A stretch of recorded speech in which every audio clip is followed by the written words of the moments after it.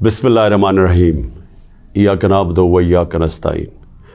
मेरे पाकिस्तानियों, मैं आज अपनी सारी कौम को समझाना चाहता हूँ कि क्यों हम इस जगह पे पहुँच गए कि हम जेल भरो तहरीक का आगाज़ करना चाहते हैं।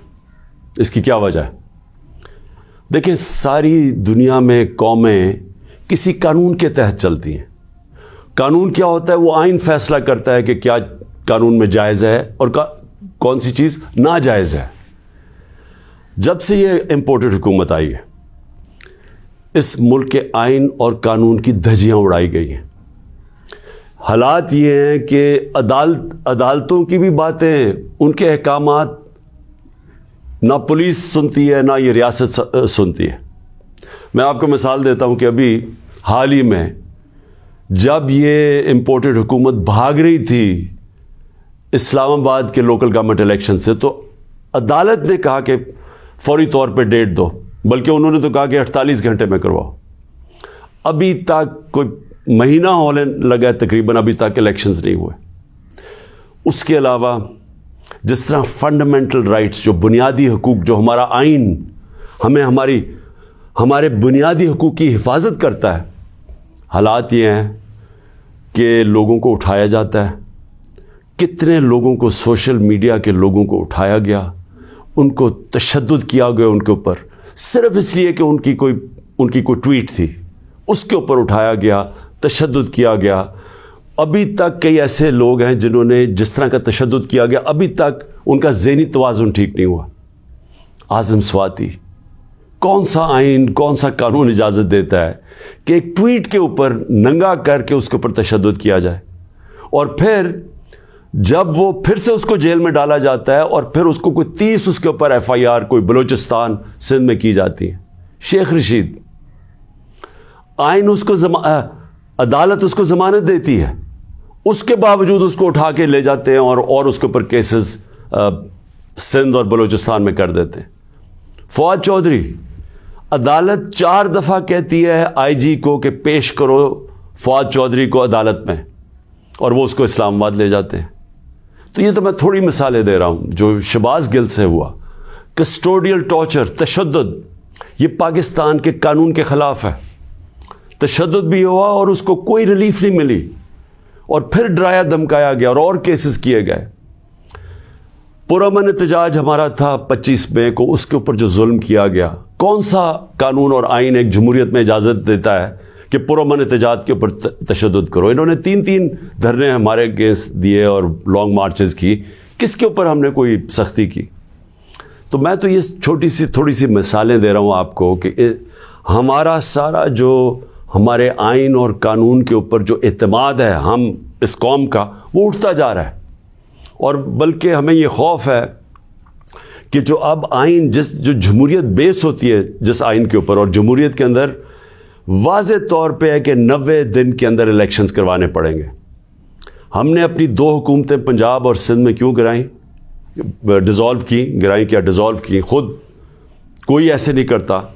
हमने सिर्फ आइन को सामने रख के की कि हमें जब पता था कि 90 दिन के अलावा आप आगे नहीं जा सकते, तो हमने उसको सामने रख के इलेक्शंस की तरफ गए, इसलिए कि मुल्क एक बहुत बड़े बुरहान का शिकार है, एक पॉलिटिकल इंस्टेबिलिटी का शिकार है। और जब तक इस मुल्क में सियासी इस्तेकाम नहीं आता, हमारी माशत नहीं ठीक होने लगी। तो हमने अब कुर्बानियाँ दी 2 गवर्नमेंट्स की, जो तकरीबन 66% पाकिस्तान है, सिर्फ इसलिए कि आइन 90 दिन में इलेक्शन करवाता है। अभी तक कितने दिन हो गए हैं? 20-25 दिन हो गए हैं, अभी तक कोई डेट नहीं मिली।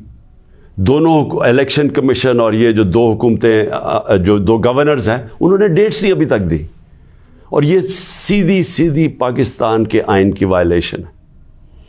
और अगर ये 90 दिन से आगे जाते हैं तो आइन बड़ा साफ है इसमें कि आर्टिकल 6 लगेगा।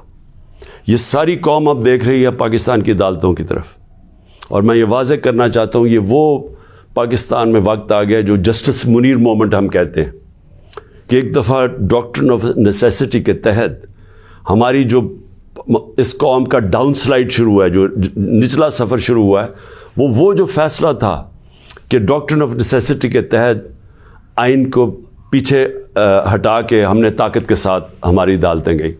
تو آج بھی وہی وقت ہے, سارا پاکستان دیکھ رہا ہے, ٹائم بدل چکا ہے.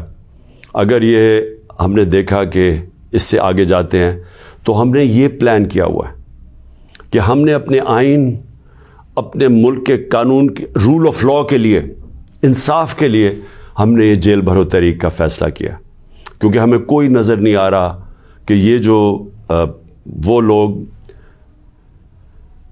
جن کی پر کرپشن کے کیسز, انٹرنیشنل انکشاف ہوتا ہے پینما کا, جس میں پتہ چلتا ہے کہ مریم نواز 4 مہنگے ترین لنڈن کی اپارٹمنٹس, جو کہ لنڈن کے سب سے مہنگے علاقے میں, اس پینما کے انکشاف میں پتہ چلتا ہے کہ اصل مالکہ ان کی مریم نواز تھی.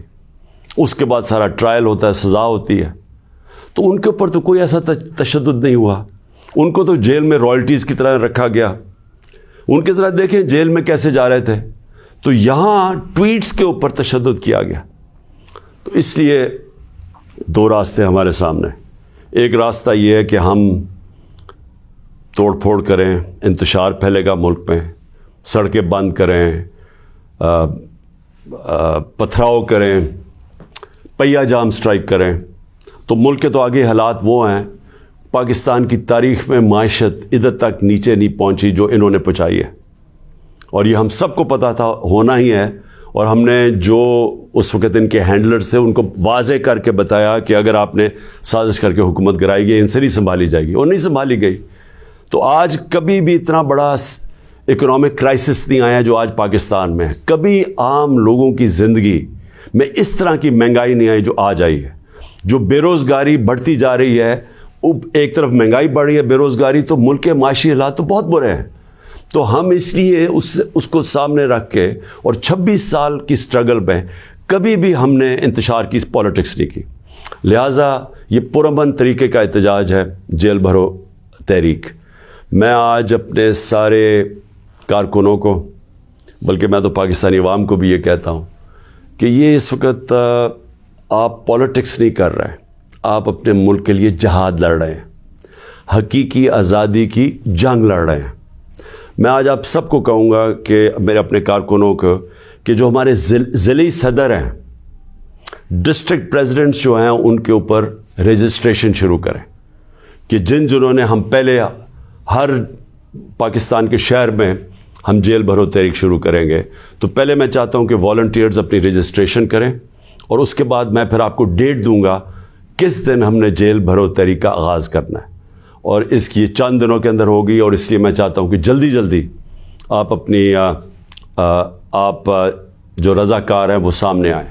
اور انشاءاللہ میں یہ سمجھتا ہوں کہ یہ جو ہماری تحریک ہے, اس سے ہم وہ چیز حاصل کرنا چاہتے ہیں جو پاکستان کو ایک حقیقی آزادی بھی دے گا, اور حقیقی آزادی کا مطلب حقیقی جمہوریت وہ بھی دے گا. اور وہ انشاءاللہ وہی ایک پاکستان کو ایک وہ جمہوریت جدھر رول آف لاء ہے, جدھر قانون کی حکمرانی ہے, وہی پاکستان کو اس دلدل سے نکالے گا. شکریہ.